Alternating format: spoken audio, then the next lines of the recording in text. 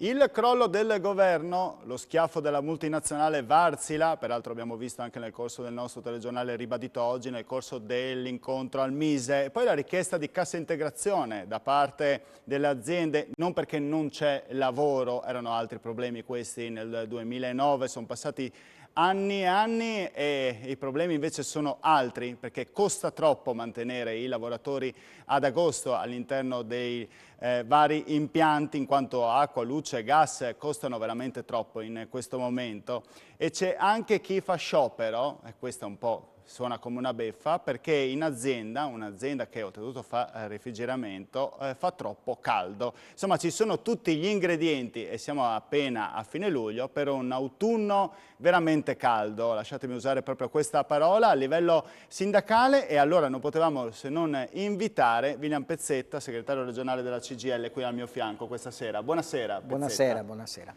Allora, prima di tutto volevo parlare un po', prendiamola un po' alla larga, nel senso, parliamo di questo crollo da parte del governo.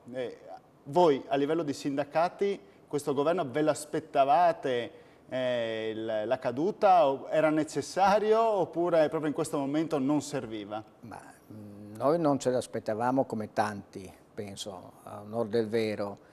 E credo che, come tanti hanno sottolineato, è avvenuto in un momento molto delicato del Paese, e con tutti i problemi che abbiamo, ovviamente, che dovremo affrontare, a cominciare dal tema proprio del gas e del costo dell'energia, sul quale il governo stava, adesso vedremo se finirà di varare questi provvedimenti, c'è tutto il tema del salario, c'è tutto il tema dell'inflazione che sta andando a livelli altissimi e che ovviamente bisognerebbe anche lì mettere mano anche per tutelare i salari, c'è tutto il tema di una guerra che c'è con tutto quello che ne consegue, era un momento dedicato perché c'è anche il PNRR su quale insomma, in questi mesi le Commissioni europee anche verificheranno anche l'andamento, no, dei lavori, dei progetti, degli impegni, e sul quale il governo ovviamente era in prima linea rispetto a tutto questo. Cade in un momento secondo me molto pesante e non vorrei che poi,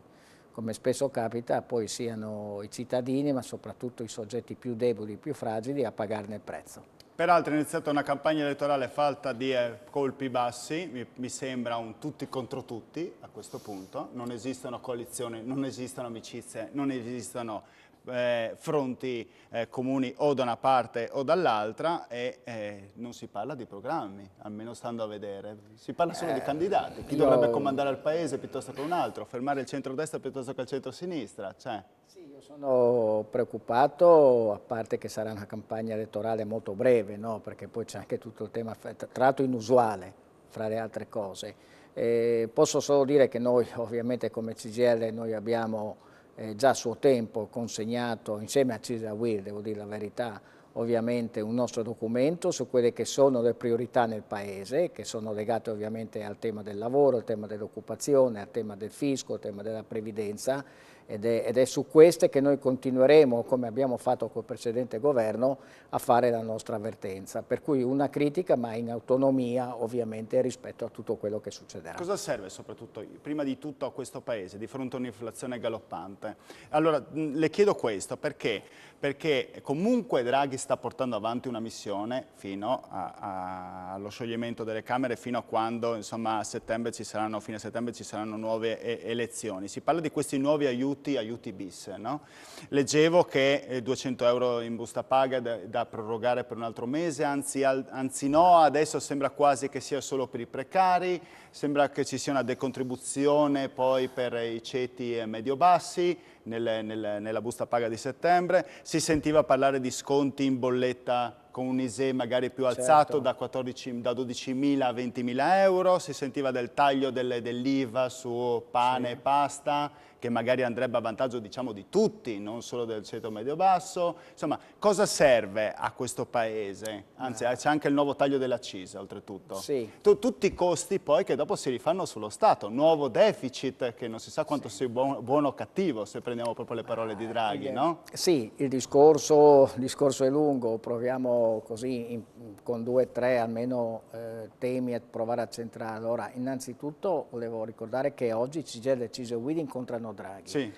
E Draghi illustrerà, penso, almeno le prossime mosse del governo in materia ovviamente di questo decreto Sì. aiuti e ascolterà anche un po', e mi auguro che segua almeno alcune delle indicazioni che noi daremo. Allora io non sono affezionato a questa politica dei bonus, dopodiché piuttosto che niente, ancora un mese 200 euro, questo ok, ma occorrerebbe un aumento di 200 euro ogni mese, non un Mm. mese sì. Mm. E è chiaro che occorrerebbe una politica Sì, di perché sembrano quasi più riforme, dei tamponi, no? esatto, sono dei tamponi momentanei che per l'amor di Dio, piuttosto che niente, come si dice, per chi non riesce ad arrivare a fine mese è sempre magari per quel mese lì solo un aiuto. C'è il tema che occorrerebbero delle riforme strutturali, ma in questo momento qua le riforme strutturali quanto mai necessarie per il Paese, ovviamente per ovvi motivi, finché non ci sarà un nuovo governo, poi vedremo su quali basi, non ci può essere. E sul resto degli interventi, ad esempio, io un po' sull'IVA sono scettico della serie, ma non vorrei che poi questa diminuzione dell'IVA poi alla fine non deve tramutarsi in un profitto maggiormente per chi vende, ma deve tramutarsi in un minor costo per chi compra. Questo deve essere un aspetto assolutamente centrale. Per cui va bene, certamente aumenterà il deficit ed è per questo che accanto a questi provvedimenti occorrerebbe anche un provvedimento di rilancio del Paese, un progetto industriale, perché se crei ricchezza paghi il deficit che oggi produci per dare respiro alle persone, se non crei ricchezza diventa un grande problema nel futuro.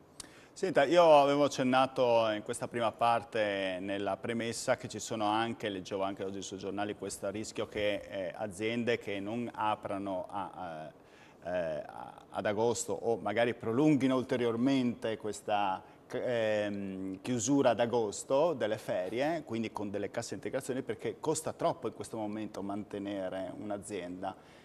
Luce, elettricità, quindi condizionatori, dopo parleremo a proposito di condizionatori su questo tema, e teme che si vada verso, come dicevo prima, un autunno caldo, che ci siano pericoli, leggevo anche oggi da parte qualche commento, pericoli di disordini sociali poi alla fine. Io Che si spero. vada verso la recessione, no? Beh, il rischio che ci sia una forte frenata nel Paese c'è e già da metà di quest'anno, soprattutto con l'aumento ovviamente esponenziale che abbiamo avuto delle bollette del gas e dell'elettricità, dell'energia in generale, è chiaro che ha avuto un impatto deflagrante sul sistema industriale e ne stiamo vedendo, stiamo cominciando a vederne purtroppo le conseguenze. Io do solo un dato per dare anche un'idea di cosa stiamo parlando. Di studi fatti ovviamente di alcune associazioni è emerso che solo di gas ed elettricità nel sistema manifatturiero italiano nel 2019 il costo di queste due materie qua per un'azienda, per le aziende è stato pari a 9 miliardi di euro. Nel 2022 l'effetto di aumenti si ipotizza, facendo una proiezione fino a dicembre, che da 9 miliardi passi a 50 miliardi. E Per pensiamo che il cui, nuovo UT-bis costerebbe allo ecco, Stato 14,3 per miliardi, cioè cui un terzo di ecco, quello che si va in questo per perdita. le aziende, poi non parliamo anche Certo. per le famiglie dove sono arrivate delle bollette che mettono le persone in condizioni quasi di dover scegliere tra mangiare o pagare la bolletta. Comunque o rateizzare, comunque come si sa, se tu Certo, rateizzi dopo certo. comunque devi saldare, no? Certo, Quindi alla certo, fine... certo, questo è dentro anche speculazioni che ci sono state perché io ne sono convinto a livello anche mondiale rispetto a questo, però c'è uno scenario che poi ha portato l'inflazione ai livelli che sappiamo e col salario che non è aumentato di pari passo, anzi ha perso anche in potere d'acquisto. Certo. Allora, uno dei temi di oggi è quello della Varsila. Parrebbe che sia confermato da parte della proprietà la dismissione dell'impianto di Trieste, da lì non si va più indietro, si parla di 400 esuberi, poi c'è anche tutta la questione dell'indotto. Sappiamo che a Trieste ci sono altri fronti di crisi, Principe, Flex, insomma c'è il rischio che anche qui in regione si vada incontro a problemi, problematiche e che non sia tutto rose e fiori? Che si torni veramente a l'incubo del passato, del recente passato? Sì, noi abbiamo avuto una crisi molto forte nel 2008 che ha ha colpito anche pesantemente la nostra regione. Mi ricordo che si dimezzò l'occupazione in edilizia, tanto per dare un dato. E è chiaro che il territorio di Trieste è quello in questo momento qua più colpito. Abbiamo la Principe che chiude, abbiamo tutto il tema come poi del Varzina che è centrale, c'è tutto il tema della Flextronic, per cui chiaramente per un territorio come quello triestino certamente va incontro a problemi molto, molto pesanti in termini di occupazione, ma in termini anche proprio di benessere per il territorio.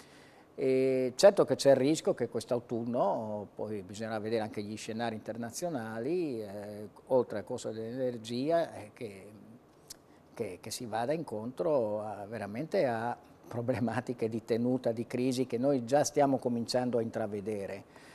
Anche perché il tema non è solo avere o non avere lavoro, il tema è se tu stai dentro, poi anche nei costi rispetto a questo.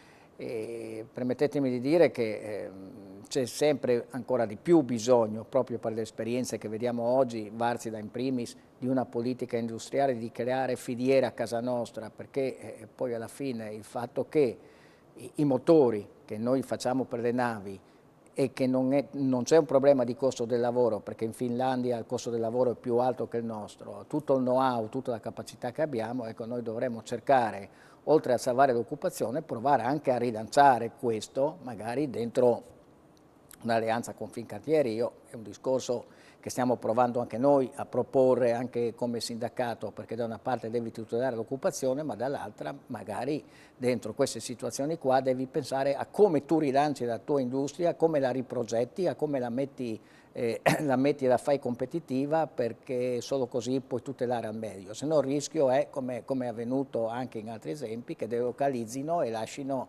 ovviamente nel territorio il deserto. Quando sente parlare il Presidente della Regione che chiede ai parlamentari se la Varzina se ne va, stop all'ingresso della Finlandia nella NATO?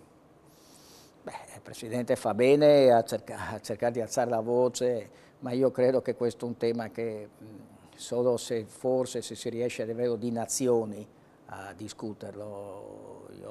È bene porre la questione in questi termini, ma credo e ritengo che sarà difficile. Ecco, onestamente purtroppo vedo almeno dalle notizie di oggi che l'azienda minimamente non è stata disturbata dagli ultimatum che a livello politico sono stati dati, che va avanti nel suo programma in maniera ignobile, però così è. Per cui noi dobbiamo anche, oltre a cercare di difendere fino alla fine l'occupazione, come dicevo, provare anche a rioccupare attraverso progetti di livello. Di filiera.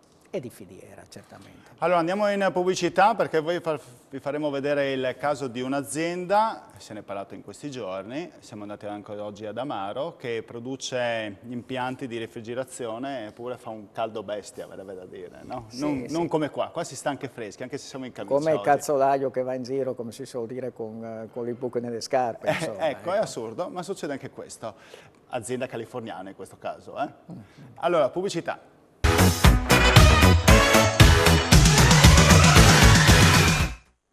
Bentornati in studio con Screenshot, puntata dedicata, lo leggete anche, sciopero di licenziamenti autunno caldo, fa caldo già d'estate, questo è un altro tipo di problema, si rischia di arrivare caldi anche in autunno, però sulle vertenze sindacali. Vicino a me William Pezzetta, il segretario regionale della CGIL, abbiamo affrontato i temi anche della Varsila, il tema di oggi il no dietrofront, verrebbe proprio da dire, della proprietà finlandese che dice che non si torna indietro e quindi Trieste verrà smantellata, la fabbrica, 450 posti, 400 esuberi nel raggio anche di pochi mesi, nel giro di pochi mesi, con tutto l'indotto che sarebbero altre 400 persone occupate, ma al di là di questo ci sono anche altre industrie che soffrono però anche i lavoratori di questa azienda, che si chiama Modin, che è un stabilimento a Pocenia, un altro ad Amaro. Oggi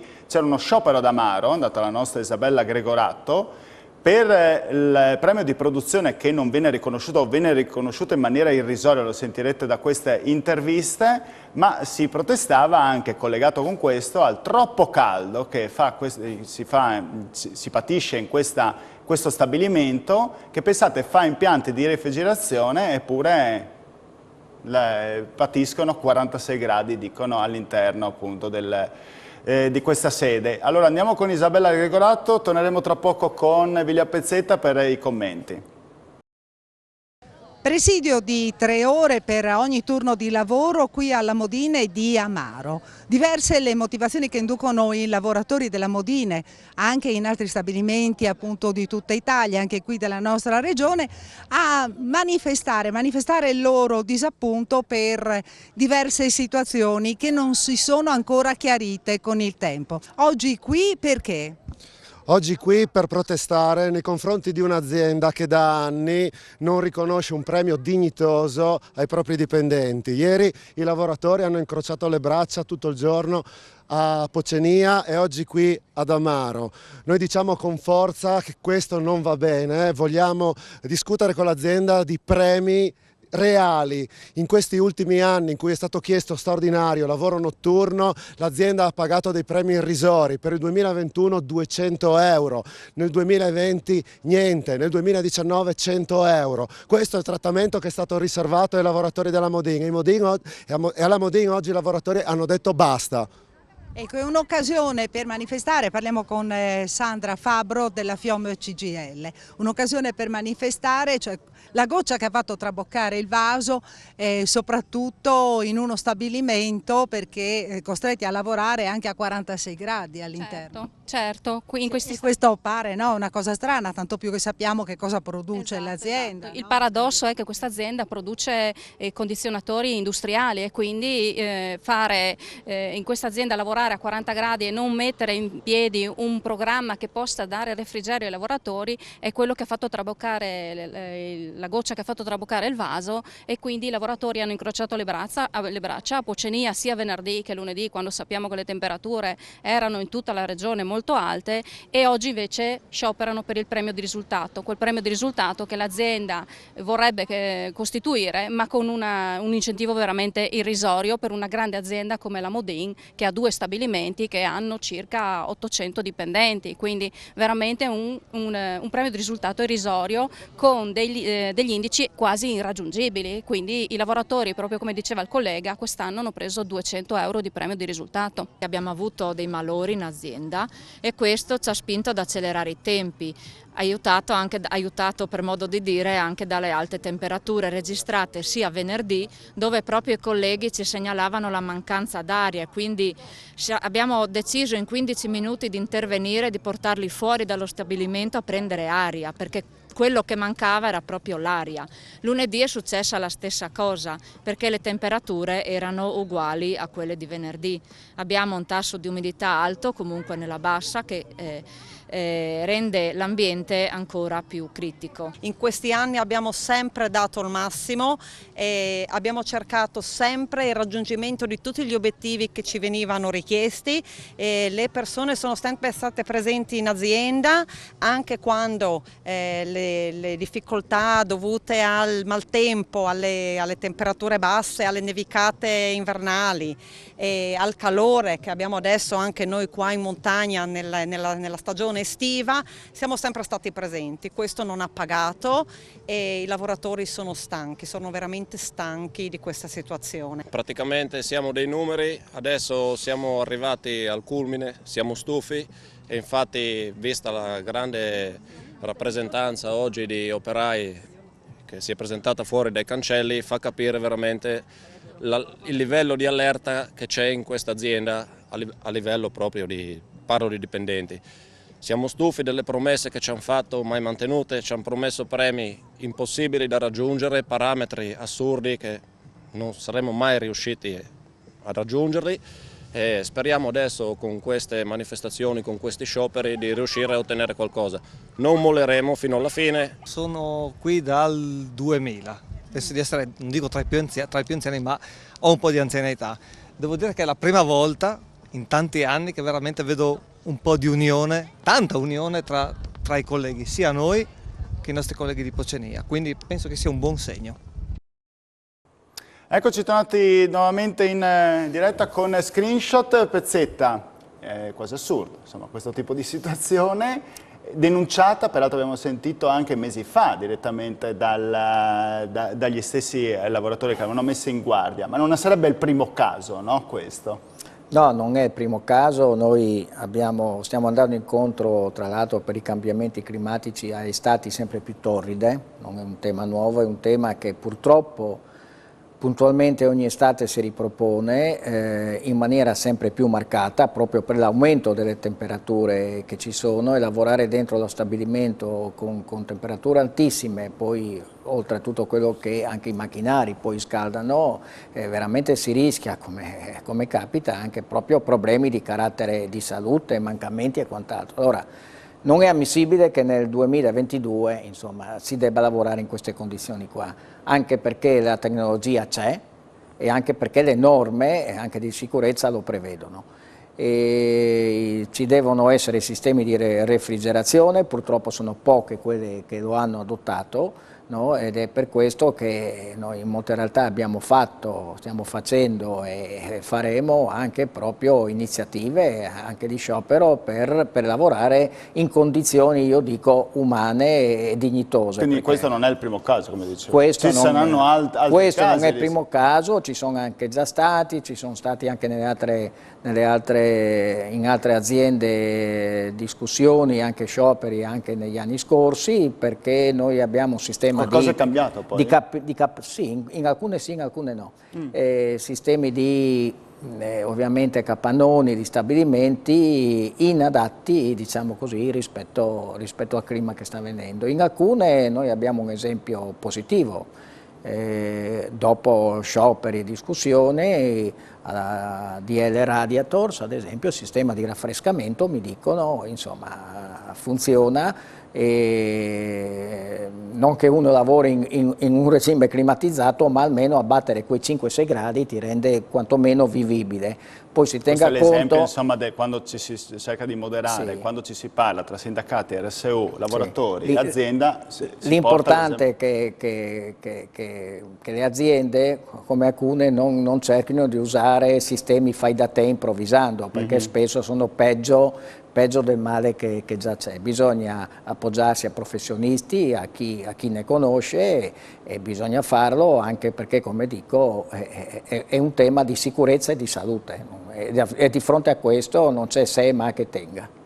Senta, Pezzetta, so che lei ha avuto un'esperienza, insomma, di vari anni nel settore dell'edilizia, no? Come sì, anche sindacalista. E sappiamo quanto l'edilizia in questi anni è ripresa, voi sulla spinta dei bonus di ristrutturazione, sul super bonus, quei bonus che lei inizia puntata ha detto non ci vado matto poi alla fine, no?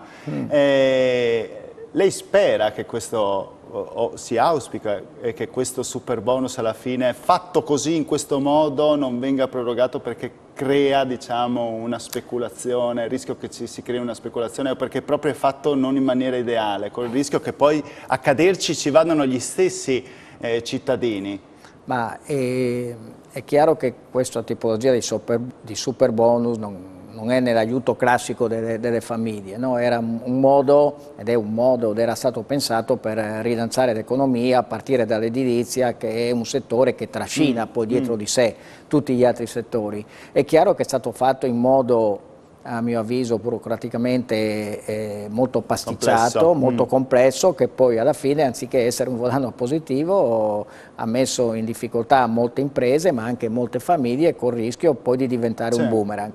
Per cui noi abbiamo bisogno in questo paese qua di norme chiare, da poter essere controllate, ma che non diventino un boomerang, perché molte sono poi le persone che rischiano in effetti di non poter essere riconosciuti o di non avere un accesso a credito. Bene avrebbe fatto Draghi quindi a porre un certo limite a un certo punto. Ma Draghi ha posto anche il tema e il problema. Io credo che molto nasca anche come viene scritta e come viene fatta una legge. Poi il fatto di poter anche continuare, magari prorogare anche di un anno, è un tema che si può anche analizzare se questo dà dei benefici, ma non nel modo attuale perché ha creato grandissimi scompensi. Poi va anche controllato perché non ci devono essere ovviamente dietro a questo speculazioni o raggiri come ancora aziende che si inventano, no? Sì, esatto, ecco, questo ci devono essere controlli su questo senz'altro, diciamo che ha funzionato un po' a metà, questo è il mio